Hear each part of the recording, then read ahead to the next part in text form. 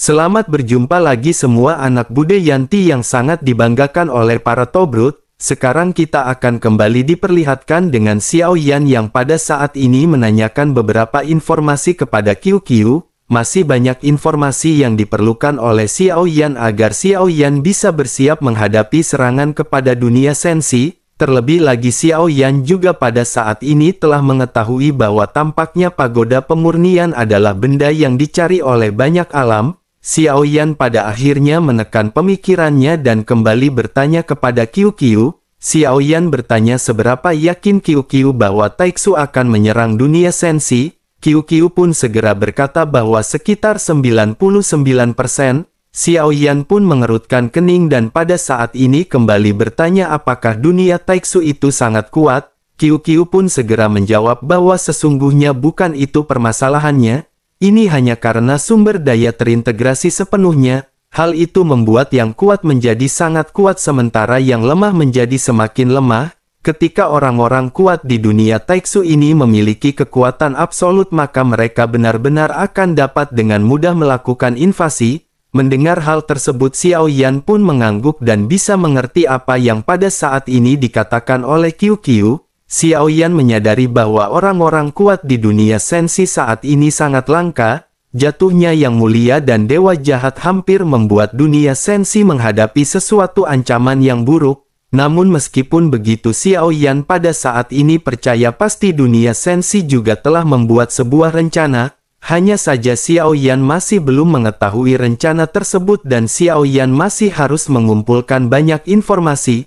Mungkin sang ratu dari kuil kuno juga mengetahui beberapa hal, mungkin juga dirinya sudah melakukan pengaturan yang Xiao Yan pada saat ini sama sekali tidak tahu. Xiao Yan pada akhirnya kembali menekan perasaannya dan pada saat ini kembali bertanya kepada QQ, apakah kehancuran dunia sensi tidak bisa dihindari? QQ pun merenung sejenak setelah Xiao Yan menanyakan hal ini dan sesaat kemudian sosoknya pada akhirnya mengangguk dan dirinya tidak menyembunyikan apapun kepada Xiao Yan. QQ pada akhirnya lanjut berkata kepada Xiao Yan bahwa dirinya akan menemui Tuan Muda Xiao Yan selama invasi. QQ akan melakukan apapun yang diperlukan oleh Tuan Muda Xiao Yan berikut dengan konsekuensinya. Selain itu sebaiknya mereka mencari kesempatan dan tempat bagi tim Fearless untuk bisa bertahan hidup. Xiao Yan pada saat ini hanya bisa terdiam mendengar apa yang baru saja dikatakan oleh sosok QQ. Namun pada saat ini QQ tiba-tiba mengangkat kepalanya dan melihat ke arah pintu. Xiao Yan segera mengerti bahwa pada saat ini Xiao Yan sudah tidak lagi memiliki waktu. QQ pada akhirnya segera mengangkat telapak tangannya dan berkata agar Tuan Muda Xiao Yan mengingat untuk meminta Long Yi menunggu QQ. Xiao Yan pun mengangguk dan bersamaan dengan hal tersebut kekuatan yang sangat kuat meluap di telapak tangan QQ. Tubuh fisik Xiao Yan pada akhirnya digampar oleh QQ hingga benar-benar mati. Pintu juga pada saat ini tiba-tiba terbuka dan beberapa sosok segera menghampiri QQ dengan terburu-buru. Mereka memancarkan kekuatan yang mengancam ketika mereka menatap ke arah sosok QQ. Salah seorang di antara mereka pada akhirnya segera berkata bahwa Tuan Putri ketiga harus mengetahui tubuh orang ini telah diambil alih. Menanggapi apa yang dikatakan oleh sosok tersebut QQ pada saat ini masih menjawab dengan tenang. Dengan ekspresi acuh tak acuh sosoknya segera berkata bahwa dirinya telah mengeksekusinya. Sosok itu pun sedikit mengerutkan kening dan bertanya apa yang bisa dirinya dapatkan dari mulut orang tersebut. QQ pun seketika berubah menjadi dingin ketika melirik ke arah sosok-sosok yang baru saja datang. QQ lanjut berkata bahwa tidak ada apapun yang pada saat ini dirinya dapatkan dari sosok tersebut. Sebaiknya mereka pada saat ini segera pergi karena tidak ada lagi yang pada saat ini bisa disampaikan oleh QQ. Mereka juga bisa membawa mayat orang ini untuk diselidiki lebih lanjut oleh mereka. Mendengar hal tersebut pada akhirnya mereka pun hanya bisa menganggukkan kepala masing-masing dan membawa mayat dari tubuh yang baru saja digampar oleh QQ. Sosok-sosok itu pada akhirnya gegas pergi sementara QQ hanya termenung mengenang Long Yi. Sementara itu di sisi lain jiwa Xiao Yan pada saat ini segera kembali ke dalam tubuh aslinya. Meskipun upaya untuk merebut tubuh ini tidak dapat dianggap berhasil sepenuhnya dan Xiao Yan tidak bisa menangkap klon, namun Xiao Yan telah mendapatkan informasi yang sangat ingin Xiao Yan ketahui. Setidaknya pada saat ini Xiao Yan telah mengetahui apa yang pada saat ini mereka hadapi. Yang terpenting lagi adalah hal ini akan memberi Xiao Yan waktu untuk memahami bahwa dalam 10.000 tahun dunia Sensi akan terjatuh dalam perang besar. Jika mereka dikalahkan maka semua makhluk di dunia Sensi ini benar-benar akan segera dihancurkan. Sumber daya dari dunia ini juga semuanya akan benar-benar diambil. Xiao Yan pada saat ini bertekad untuk tidak pernah membiarkan situasi seperti ini terjadi. Xiao Yan harus menemukan cara untuk meningkatkan kekuatannya agar bisa berhadapan dengan sosok-sosok ini. Xiao Yan pun menstabilkan pemikirannya dan sosok Xiao Yan pada saat ini masih duduk bersila. Namun pada saat ini tidak ada origin Qi yang datang dari sekitar Xiao Yan. Hanya ada api yang sangat kuat di tubuh Xiao Yan yang pada saat ini sepertinya menyebar tidak terkendali. Hal ini menyebabkan orang-orang di sekitar Xiao Yan pada saat ini benar-benar panik dan memutuskan untuk mundur. Tidak sulit bagi Xiao Yan untuk mengembangkan seni roh pagoda pemurnian dan hal ini hanya membutuhkan waktu. Xiao Yan pun menghabiskan waktu hampir beberapa bulan dan 3 jantung api pada saat ini telah saling menyeimbangkan. Evolusi seni roh pagoda pemurnian ini pada akhirnya selesai dan telah meningkat. Pada saat ini Xiao Yan merasa sangat senang karena evolusi ini benar-benar telah mencapai tingkat yang belum pernah Xiao Yan capai yakni tingkat penciptaan. Dengan peningkatan ini hal yang sama juga akan berlaku bagi keterampilan bertarung. Teknik-teknik yang dimiliki oleh Xiao Yan sepertinya akan segera mengalami peningkatan. Namun meskipun begitu Xiao Yan pada saat ini masih harus mencari teknik yang lebih mumpuni untuk menopang kekuatan Xiao Yan. Oleh karena itu pada saat ini Xiao Yan memutuskan untuk segera memasuki pagoda pemurnian. Jiwa Xiao Yan pada saat ini segera menerobos ke pagoda pemurnian untuk mencari keterampilan bertarung. Xiao Yan pun segera tiba di lantai ketiga dan mencari keterampilan bertarung yang tepat. Tanpa banyak basa-basi Xiao Yan pada saat ini segera mengangkat tangannya tetapi Xiao Yan tidak mengambil aliran cahaya. Xiao Yan membiarkan aliran cahaya ini mendekati Xiao Yan. Keterampilan bertarung yang sesuai dengan Xiao Yan akan dengan sendirinya datang ke hadapan Xiao Yan. Pada akhirnya setelah beberapa saat aliran cahaya segera memadaat di tangan Xiao Yan dan Xiao Yan segera menarik cahaya tersebut. Sebuah gulungan pada saat ini seketika terbentuk di tangan Xiao Yan dan Xiao Yan melihat karakter yang tertulis di gulungan tersebut. Xiao Yan pun mengerutkan kening setelah melihat bahwa teknik tersebut memiliki nama 7 tinju mengejutkan pembunuh dewa. Begitu Xiao Yan melihat nama ini Xiao Yan menyadari bahwa teknik ini sepertinya persis sama dengan 7 langkah menakjubkan yang dilakukan oleh Luo Tian. Xiao Yan pun memiliki spekulasi mungkinkah kedua teknik ini memiliki hubungan. Namun Xiao Yan masih belum bisa memastikan hal tersebut jika Xiao Yan belum mencoba teknik ini. Xiao Yan pada akhirnya memutuskan untuk segera pergi setelah mendapatkan keterampilan bertarung. Namun bersamaan dengan Xiao Yan yang hendak bergerak pada saat ini aliran cahaya tiba-tiba mengalir ke arah Xiao Yan dengan cepat. Xiao Yan pun seketika terkejut dan Xiao Yan segera menoleh menatap ke arah sumber cahaya. Xiao Yan pada saat ini bertanya-tanya mengapa aliran cahaya ini begitu agresif. Ini adalah kali pertama Xiao Yan melihat aliran cahaya yang bertindak seperti itu. Xiao Yan berpikir mungkinkah aliran cahaya ini bertujuan untuk menuju ke Xiao Yan. Xiao Yan pada akhirnya segera melambaikan tangannya dan pada saat ini aliran cahaya yang sangat cepat tersebut seketika terjatuh di tangan Xiao Yan. Xiao Yan pun segera menarik cahaya tersebut dan cahaya ini seketika berubah menjadi sebuah gulungan. Xiao Yan pun seketika terfokus melihat gulungan ini dan sangat ingin tahu apakah teknik yang akan Xiao Yan dapatkan ini. Xiao Yan pada akhirnya melihat kata-kata di gulungan dengan jelas dan mata Xiao Yan pada saat ini tiba-tiba berkilat.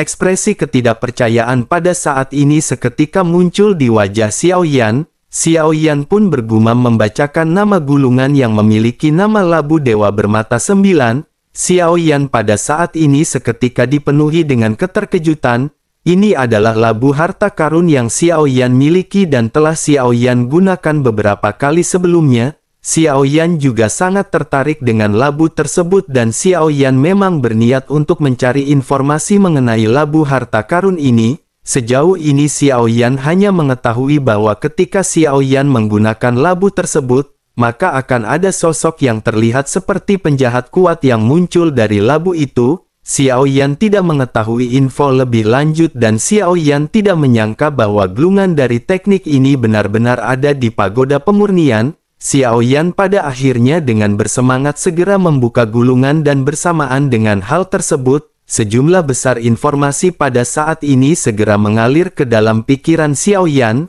Gulungan ini hanya berisi 9 gambar dan Xiao Yan pada saat ini melihat ke arah 9 gambar yang berada di hadapannya. Gambar-gambar ini memiliki karakter yang berbeda-beda, namun Xiao Yan pada saat ini hanya melihat 2 gambar pertama yang bisa dilihat dengan jelas sementara sisanya berwarna hitam. Begitu Xiao Yan memperhatikan gambar pertama, Xiao Yan melihat ada sekelompok penjahat yang pada saat ini sedang berkelahi. Melihat sosok-sosok ini, Xiao Yan segera menyadari bahwa apa yang dilihat oleh Xiao Yan sama dengan apa yang dialami oleh Xiao Yan sebelumnya. Ketika Xiao Yan menggunakan labu untuk menghabisi seseorang, maka pada saat itu sesosok penjahat segera keluar dan sosoknya persis sama dengan apa yang dilihat di gambar oleh Xiao Yan. Menyadari hal ini, Xiao Yan pun segera mengerti bahwa mungkin ada 9 makhluk seperti penjahat yang tersegel di dalam labu dewa bermata 9. Tampaknya sosok-sosok ini merupakan para penjahat kuat yang telah tertelan oleh labu dan akhirnya dimanfaatkan oleh labu tersebut. Jika begitu permasalahannya, maka pada saat ini masih ada 8 makhluk yang belum bisa dikeluarkan oleh Xiao Yan untuk melakukan pertempuran.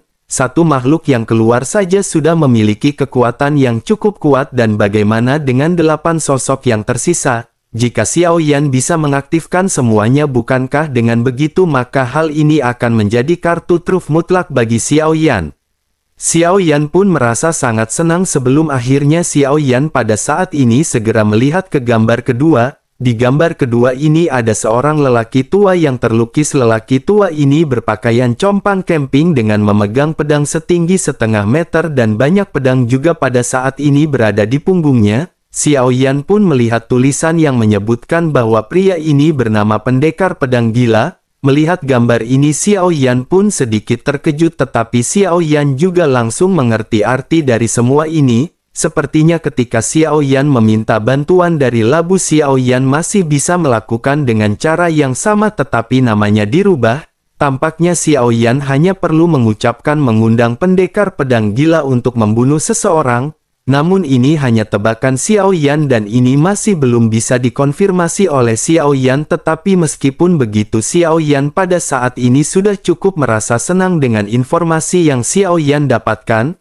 Xiao Yan pada akhirnya menyimpan gulungan tersebut dan Xiao Yan pada saat ini sudah memiliki gambaran kasar di benaknya. Xiao Yan telah memperoleh metode menggunakan labu dewa bermata 9 dan akan dapat menggunakannya dengan lebih baik di pertempuran berikutnya.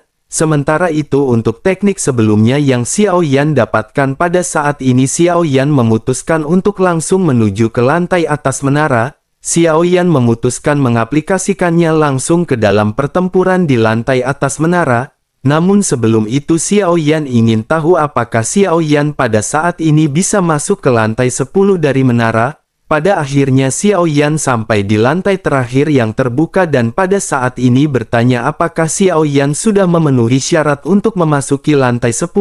Barulah pada saat Xiao Yan bertanya, Zhan Lao perlahan muncul di samping Xiao Yan. Zhan Lao pun segera berkata bahwa dengan kekuatan Xiao Yan saat ini hal tersebut agak sulit. Namun menurut Zhan Lao, Xiao Yan bisa mencobanya, tetapi Zhan Lao harus mengingatkan Xiao Yan bahwa setelah ke level ke-10 Xiao Yan akhirnya akan benar-benar menyentuh rahasia dari pagoda pemurnian. Setelah mendengar hal ini, mata Xiao Yan sedikit membeku dan Xiao Yan melihat jalan menuju ke lantai ke-10. Xiao Yan pada akhirnya langsung mengangguk berat dan pada saat ini segera pergi ke lantai 10 menara. Melihat Xiao Yan yang pada saat ini bergegas, Zhan Lao pada saat ini bergumam perlahan bahwa menara ini awalnya tidak memiliki 22 lantai. Sementara itu di sisi lain sosok Xiao Yan pada saat ini telah memasuki lantai 10 menara adegan yang muncul di hadapan Xiao Yan pada saat ini seketika membuat Xiao Yan sangat bingung.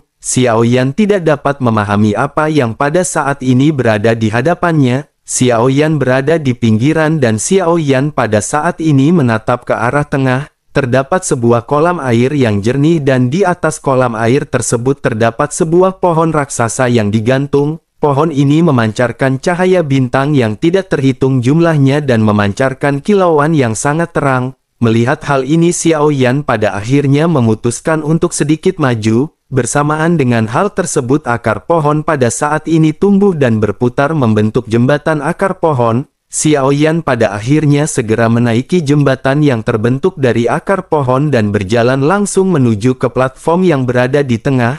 Sosok Zhan Lao juga pada saat ini perlahan muncul dan sepertinya situasi ini masih membutuhkan penjelasan dari Zhan Lao. Zhan Lao pada akhirnya perlahan berkata kepada Xiao Yan bahwa ini adalah pohon dunia. Mendengar hal ini Xiao Yan pun sedikit tercengang dan Xiao Yan teringat sesuatu di dalam benaknya. Xiao Yan mengingat apa yang sebelumnya Xiao Yan lihat ketika Xiao Yan meninggalkan tempat hukuman para dewa.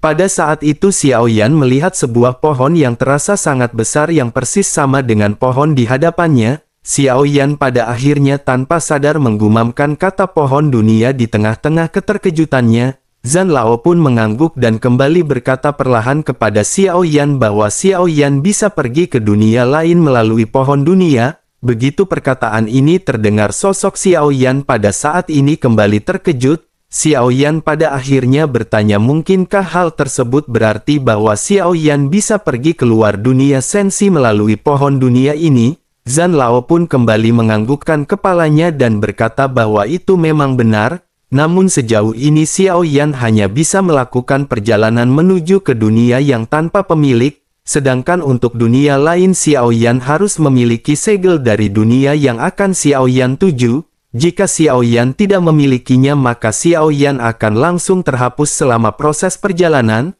Mendengar hal tersebut Xiao Yan pada akhirnya memastikan kepada Zhan Lao. Xiao Yan berkata mungkinkah dunia tanpa pemilik ini adalah dunia tanpa tuan atau tanpa penguasa? Zhan Lao pun mengangguk dan Xiao Yan pada saat ini mengerti apa yang dimaksud oleh Zhan Lao. Namun Xiao Yan pada saat ini berpikir bahwa jika semua orang bisa pergi ke dunia tanpa pemilik Xiao Yan khawatir ini akan menjadi seperti dunia yang luas. Dunia ini kekurangan sumber daya dan mungkin hanyalah permasalahan waktu sebelum menjadi gurun dan hancur. Xiao Yan pada akhirnya kembali bertanya kepada Zhan Lao jika begitu permasalahannya bukankah dunia tanpa pemilik ini akan dipenuhi dengan kehancuran?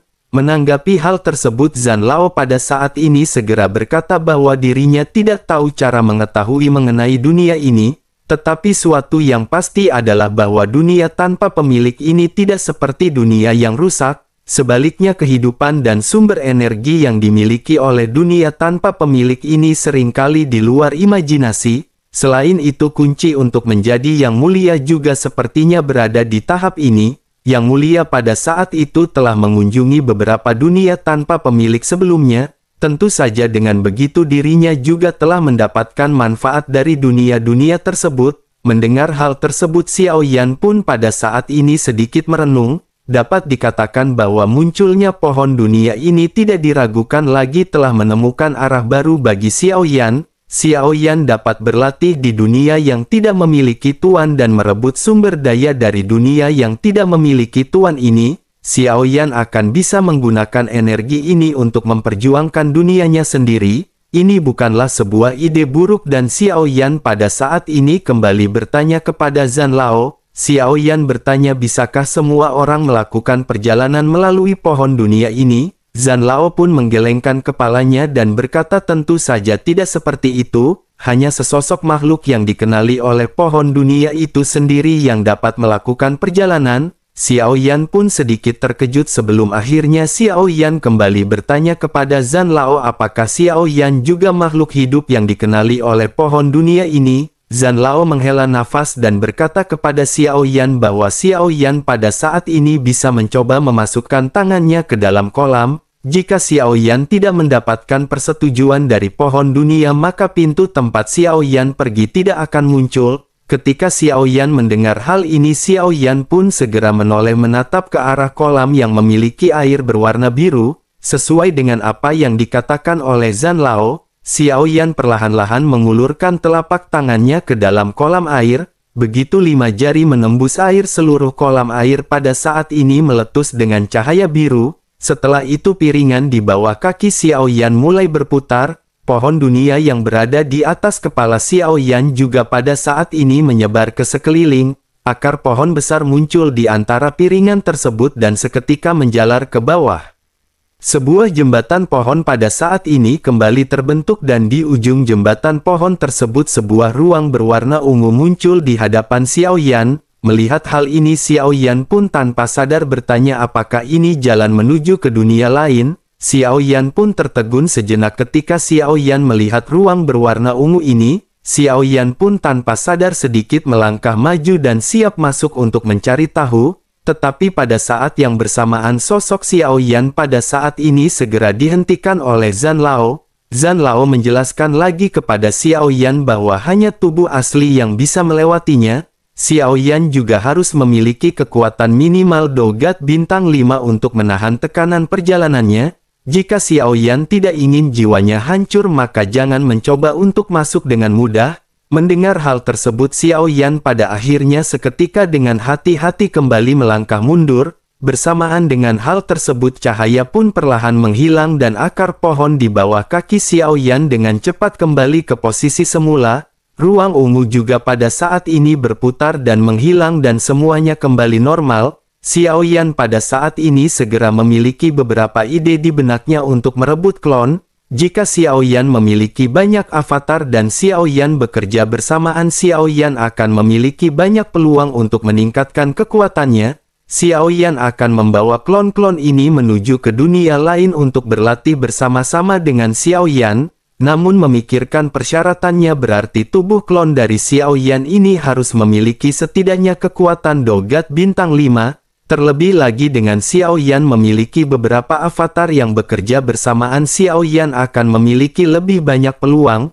Mungkin juga ada peluang untuk memasuki dunia Taixu. Tentu saja hal tersebut akan terjadi dengan Xiaoyan yang bisa mendapatkan segel dari dunia Taixu. Xiaoyan pada akhirnya menekan semua pemikiran ini karena belum waktunya bagi Xiaoyan untuk melakukan tindakan. Xiaoyan pada saat ini masih belum memenuhi syarat untuk melakukannya. Merasa semuanya telah jelas pada akhirnya Xiaoyan segera memutuskan untuk keluar dari lantai ke-10. Xiaoyan langsung datang ke lantai 4 untuk mempelajari teknik 7 tinju mengejutkan pembunuh dewa. Xiaoyan tanpa banyak basa-basi segera mengalami pertempuran sambil mengaplikasikan teknik tersebut. Setelah beberapa latihan dan pertempuran Xiaoyan pada saat ini perlahan-lahan mulai mengetahui mengenai teknik ini. Xiaoyan terus-menerus menyempurnakan pengetahuan mengenai teknik yang pada saat ini dipelajari oleh Xiaoyan. Namun bersama dengan Xiaoyan yang sedang berlatih beberapa sosok familiar pada saat ini muncul di kota Chuan Yun di luar tempat rahasia 10.000 iblis. Ekspresi di wajah mereka pada saat ini terlihat cemas seolah-olah mereka telah lama menunggu sesosok di sini. Sosok-sosok ini tidak lain dan tidak bukan adalah orang-orang dari Istana Bintang. Mereka telah menunggu kemunculan Xiaoyan untuk waktu yang lama. Selama periode waktu ini mereka juga menyerap energi gila-gilaan di tempat ini. Pada saat ini mereka tampaknya benar-benar sangat ingin mendapatkan kompas bintang yang berada di tangan Xiaoyan. Sosok Jiang Taiyi yang memimpin mereka juga pada saat ini sedikit mengerutkan kening menatap ke arah kedalaman tempat rahasia 10.000 iblis. Dirinya pada akhirnya bergumam sungguh sangat sial dan apakah orang ini masih hidup? Jika dirinya sudah mati bukankah berarti kompas bintang mereka juga ikut terlempar ke dalamnya? Menanggapi hal tersebut salah seorang lainnya pada saat ini segera mulai berbicara kepada Jiang Taiyi. Sosoknya berkata jika begitu permasalahannya mengapa mereka pada saat ini tidak masuk dan mencarinya. Jiang Taiyi pun segera berkata bahwa banyak orang kuat sudah mati di dalam tempat tersebut.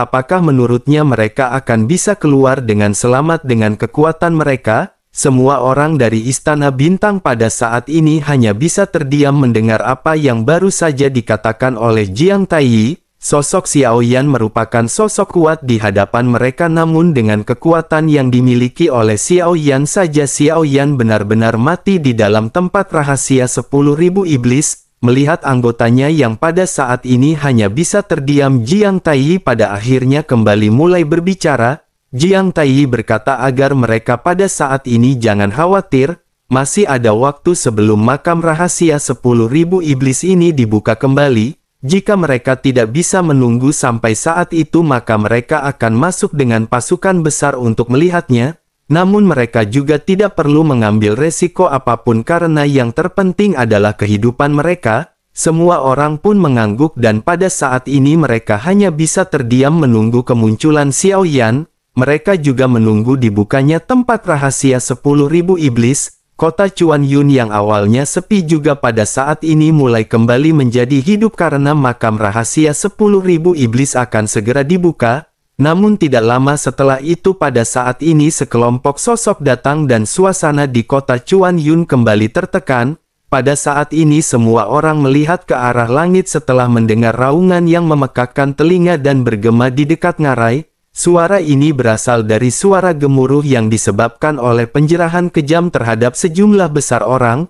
Banyak sosok juga pada saat ini seketika muncul dan ketika semua orang melihat ke sosok-sosok yang mengambang di langit, mereka melihat ada ribuan sosok dengan mengenakan jubah yang sama dan begitu melihat jubah ini mereka benar-benar terkejut. Semua orang di kota Chuan Yun pada saat ini seketika merasakan ketakutan termasuk Jiang Taiyi dan yang lainnya dari Istana Bintang. Jiang Taiyi pun menyipitkan matanya dan bergumam bahwa ada begitu banyak orang dari aliansi Dou-Xian datang secara tidak terduga. Pada saat ini ada lebih dari 5.000 orang aliansi Dou-Xian yang muncul di atas kota Chuan Yun. Banyak orang dari alam 10.000 iblis pada akhirnya memutuskan untuk langsung pergi. Bagaimanapun mereka semua sangat takut dengan aliansi Dou-Xian dan tidak berani melakukan tindakan. Sementara itu di atas 5.000 sosok ini dua pemimpin pada saat ini sedikit melangkah maju. Salah seorang di antara mereka pada saat ini bertanya apakah Yuan Bai si idiot itu mati di tempat ini. Sesosok lain pada saat ini segera berkata bahwa menurut informasi memang tempat ini yang ditunjukkan oleh mereka. Dua sosok pada saat ini memandang ke arah kejauhan dan dua sosok ini terdiri dari satu laki-laki dan satu perempuan. Sosok perempuan ini mengenakan rok berwarna putih dan hijau dengan baju besi naga di kedua lengannya. Ada ikat kepala bergambar naga di keningnya dan pada saat ini sosok wanita tersebut membawa pedang di pinggangnya. Seluruh tubuh dari sosok ini benar-benar memancarkan aura yang ganas membuat semua orang merasa tertekan.